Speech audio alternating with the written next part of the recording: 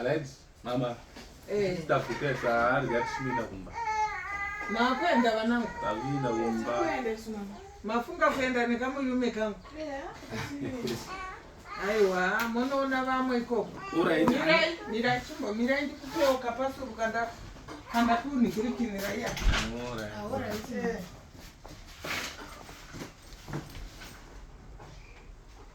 Mubikira mwanda kinda.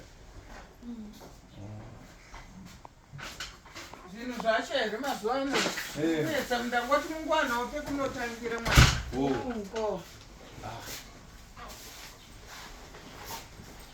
Ai gosh. Yes.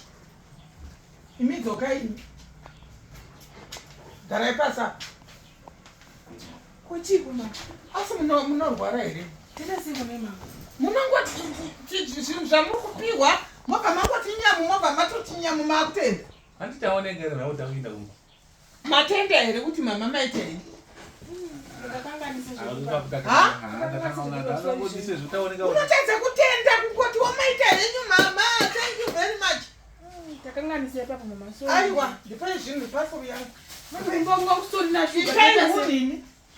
Tena siko mwana kutoona pekutangira. Muchiwana pekutangira musingati thank you. Yesu naziva kuti munhu ukapiwa chinhu nemunhu unoombera maoko unouchira. Chinokutadzai kuuchira chii? Vakanganisika mama. Mude kuzviita verudzi rwekupi kona mwanangu? Pfungwa dzaikwa dzamai. Apatwa kuri tatona tatoendesa. Unowana pekutangira. Kude vanhu vane tsika dzakanaka. Ndabaka mama right. Kufamba zvakanaka. Kwai mai gatindi. Toropengere mwana iro. Unaenda kutokanga mafuta. Ndokupenga kwacho. Tatende. Ndokutopenga kwacho ndo zvinoratidza kuti musoro wako hauchatora zvakanaka. Chiendai munosiyiwa nebhazi. Mufambe zvakanaka. Okay.